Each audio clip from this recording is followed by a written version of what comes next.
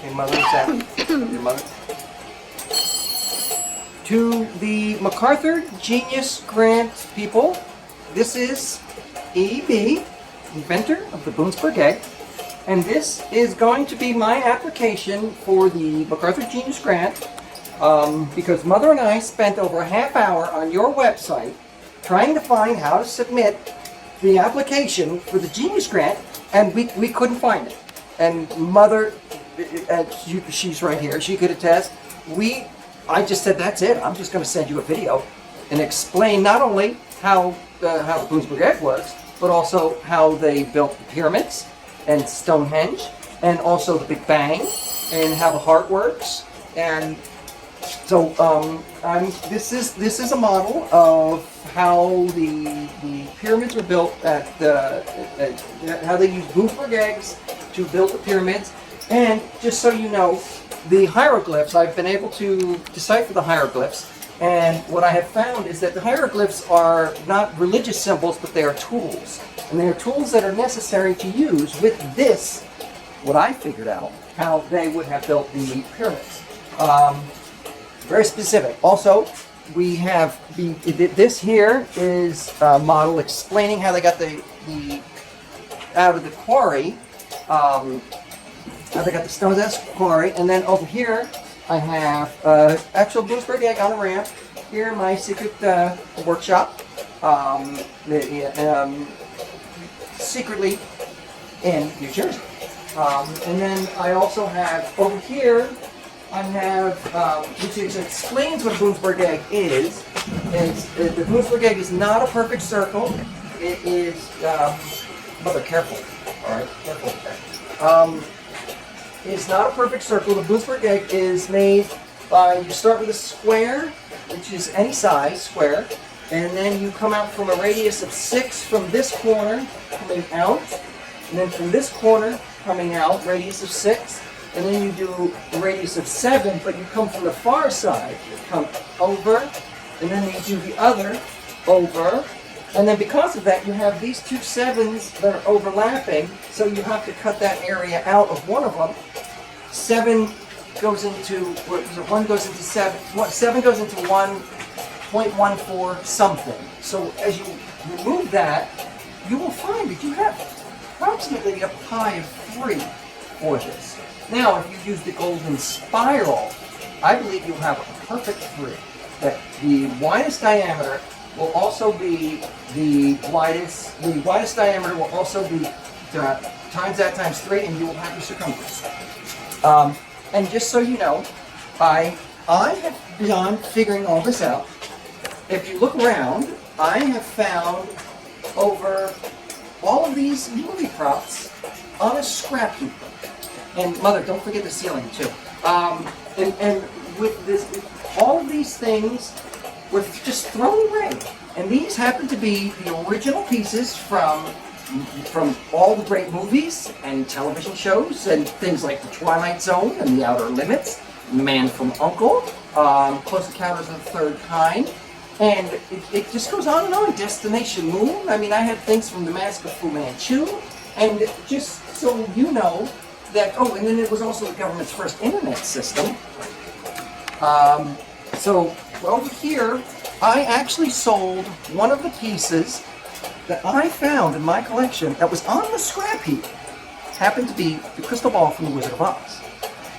I sold that. Here's the check for the money that I sold that for, and it sold for $110,000 and is now on permanently owned by the Library of Human Imagination, History of Human Imagination, and is presently at Cornell University, next near Sputnik.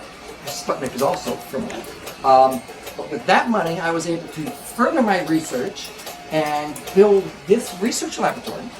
Now, I'm going to show you how they used Bloomsburg eggs to get the stones out of the pyramids, to the pyramids.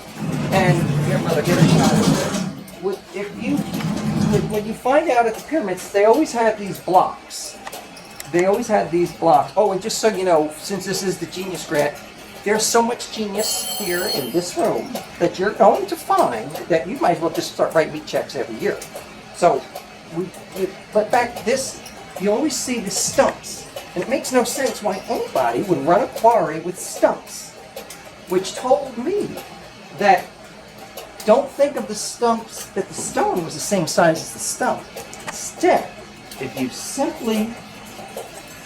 they would simply do a little bit of an overhang on those, and then they would be able to slide the rims of the Boonsburg egg down and in, at which point they just put the counterweight on, and then if you'll see it just comes right up like that. They never had to lift anything. And there's the Boonsburg egg, until I'll even show you to prove it. But they just came straight up. So now, once they got that onto the tracks, and they did have tracks because they were always drawing things. They had stuff. They had things.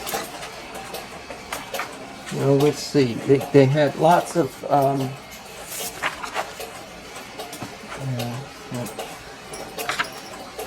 Hold on, Mother. Oh, but just so you know, there are the tools. You start to see things that there are tools, and for instance, like this tool. This is a tool. This is, and then I can explain what that tool does.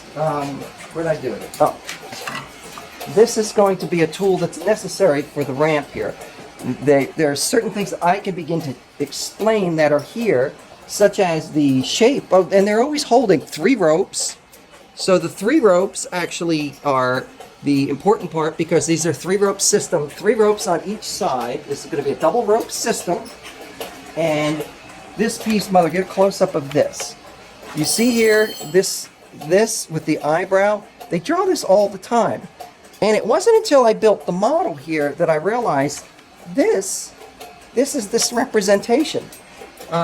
First of all, Bloomsburg Egg have no center point, but this has a center point, and I actually have the Lazy Susan goes here, and that has the center point. So this is this section. There's the ramp going up, there's the eyebrow, and the most important part is that there's this little nub here. It's always pointing inward, okay? Well, that goes right here, and it's a very important piece of the overall workings of this. Since what would happen is they would take the rope, and they would attach the first rope here, have it come down, go under the Boonsburg egg. Now, first of all, the Boonsburg egg comes out of there, and it gets rolled into place. They would have laid, there's going to be cuts in the track. They would have laid the rope down, rolled the thing over, threw the rope over top of it. They would then have had they would have had a double system up here of spools, which I can go through and show you very many of them. They keep drawing these over and over. Oh, and this is a shape they draw all the time. And I figured out what this loop is. Usually there's a loop, and then it'll usually come down in 2 ropes, but there's always this center piece that goes through. So what happens is that the Boonsburg egg will go from here. You're going to be cranking it up. So if $6 Million Man is down here, he would be one of the people cranking. Pinocchio may have been one of the people pushing it into place. He'd be down here, doing that work, while the $6 Million Man be up top. And then up with Kid Dynamite, he would be the next level, which is a simple repeat of that. And then where $6 Million Man was, well, that's, oh no, where Pinocchio was is going to be G.I. Joe. And what you have is a double rope system. They would have had 3 ropes on each side. And there's always a space in the middle. And the space is there because there's going to be a piece that goes in between. There's going to be a rope that slides down and in. And what happens is there's going to be a person standing up, and they hold this shape. They're always holding this tool. Well, this is the tool that's necessary to work the ropes. That's what it's about. But this piece in particular, hold on a second, Mother.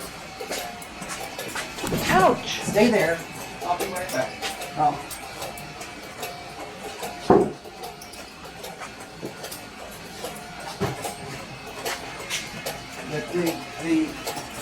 This piece, this would be the slot. In a sense that there will be a slot that they will slide this in, and this slot slides all the way down between, this is the piece where the rope is going to be. But the rope will be above this. There'll be someone up top where Kid Dynamite is, and he would have one of these, and he would simply push that rope through. Okay? Once he pushes that through, there's a person underneath who then takes that rope loop and puts this thing in. Okay? That's the necessity. It's a very simple system. So we will do that, and I will show you exactly what's happening with, you step away, Mother. I need to get this here. This goes through here. So the person would be up top and push this down, and then you would put the tool into it here.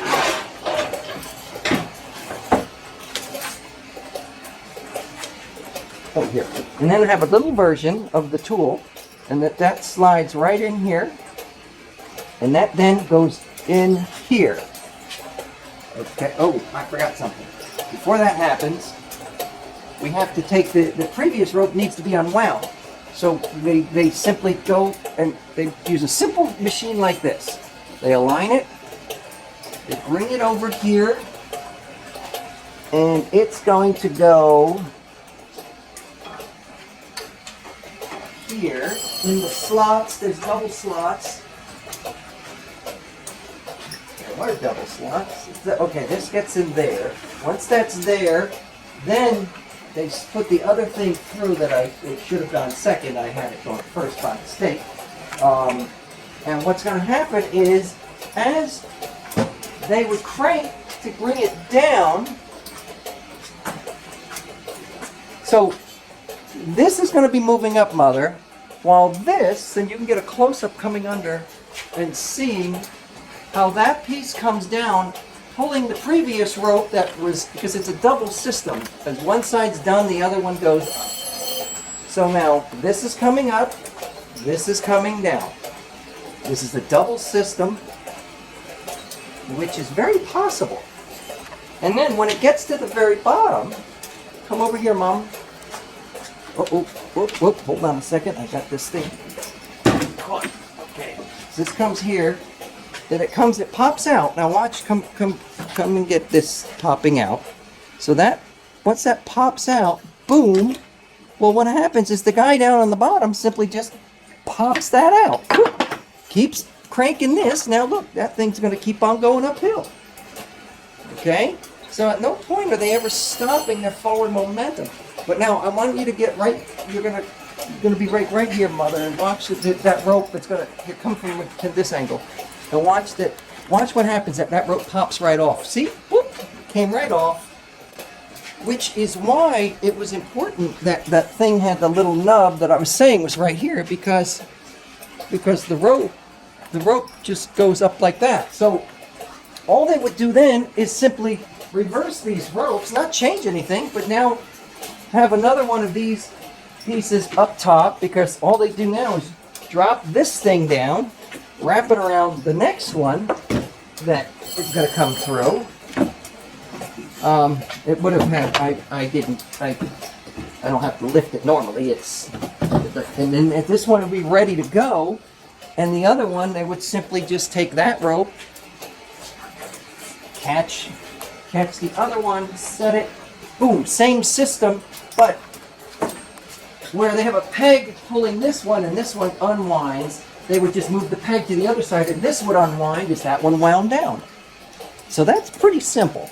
But now, if we come over to here, Mother, we have a Boonsburg Egg. This is, 1,800, 1,900, 2,000 pounds, somewhere in that. It's under 2,000. I could probably add some more counterweight.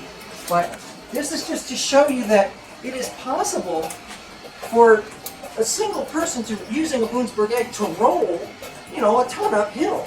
This is, and what they had at the pyramids, which is interesting, is that the two things they had is a lot of rock, you know, lots of stone, and lots of space. So you don't need to have inclines like this that are like crazy.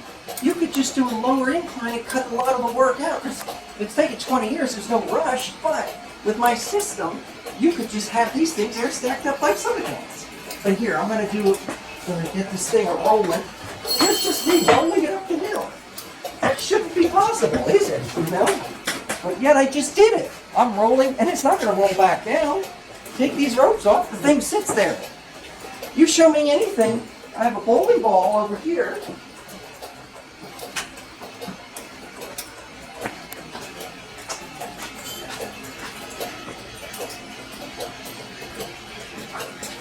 This is a simple bowling ball.